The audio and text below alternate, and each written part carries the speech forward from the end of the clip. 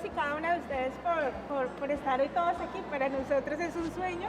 Estábamos pensando qué nos inventábamos para compartir lo que nosotros investigamos con gente que está fuera de las universidades. Y este es el producto de eso.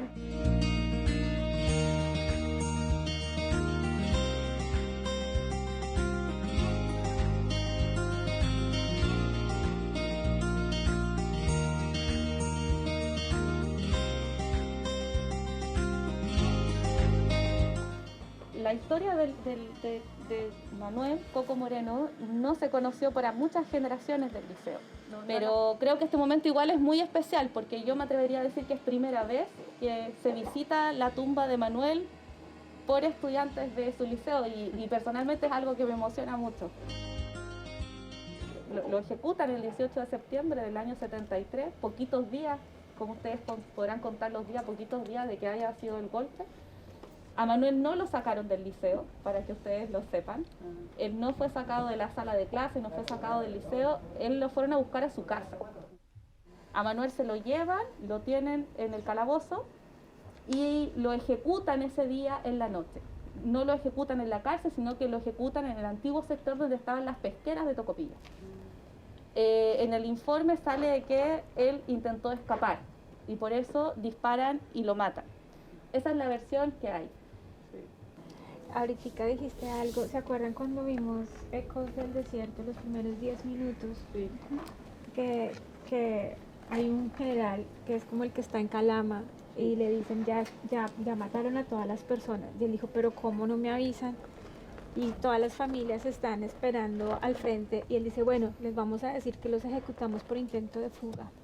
Esa va a ser la versión oficial, ¿no? Y ahorita que tú dijiste eso, como que conecta todo, o sea, cómo se decide en tiempo extra, pues muy rápido, que todas las personas que estaban detenidas tienen que ser ejecutadas. ¿Qué le vamos a decir a sus familiares? Les vamos a decir que los prisioneros intentaron escapar si se aplicó la ley de fuga en el acto. En el lugar de los hechos fueron fusilados.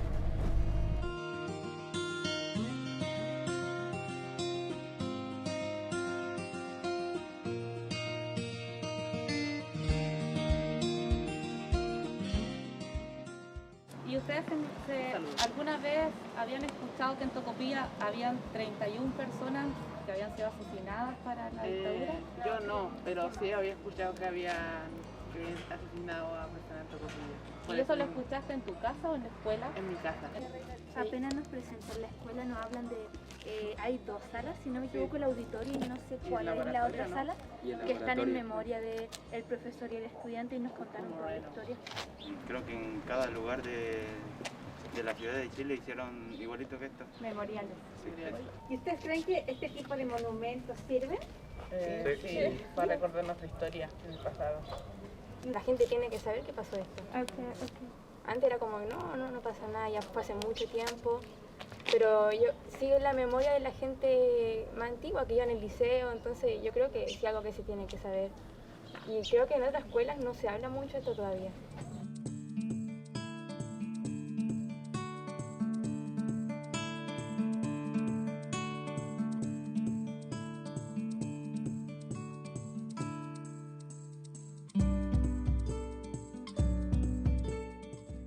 Desde los años 80, cuando la gente empieza a hacer las campañas por el sí y por el no, tradicionalmente se empiezan a hacer las convocatorias acá. ¿Por qué? Porque estamos a la entrada de la ciudad y se baja en caravana hasta el centro. Creo que había llegado también gente de otras ciudades, de Antofagasta igual. Y era harta gente porque como se veía que en las protestas de por sí de acá, casi siempre son poca gente. Pero esa fue masiva. Fue masiva, era mucha gente. Pero ¿y por qué venían ellos para acá y no de ustedes para allá, por ejemplo, que allá hay más gente? Porque este es un lugar pequeño y también debemos ser escuchados. Nadie sabe de Tocopilla, Sí, no es como por un Alexis lugar Sánchez. invisible en Chile. Sí, Como no que es por Tocopilla, Alexis Sánchez. Es lo único por que lo conocen.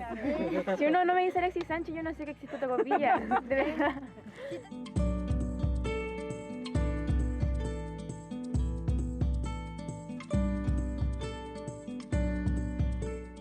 Oigan, ¿ustedes alcanzan a ver alguna relación entre esas protestas de los años 80, Sí, y las de hoy es casi por lo mismo, porque no se ha logrado cambiar mucho.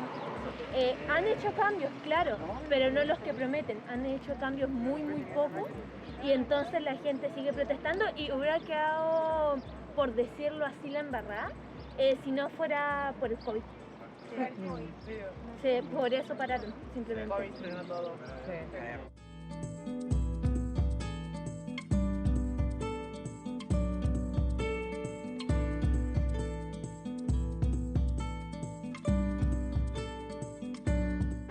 ¿Cómo ustedes relacionan el tema de la protesta, las empresas ustedes han crecido con una imagen que ya es parte como del paisaje habitual? Más que nada el cambio ambiental que se ha sufrido, ya que gracias a la termoeléctrica, por la contaminación, las enfermedades pulmonares o del aire simplemente, ya que el aire está muy contaminado, y lo mismo con el agua.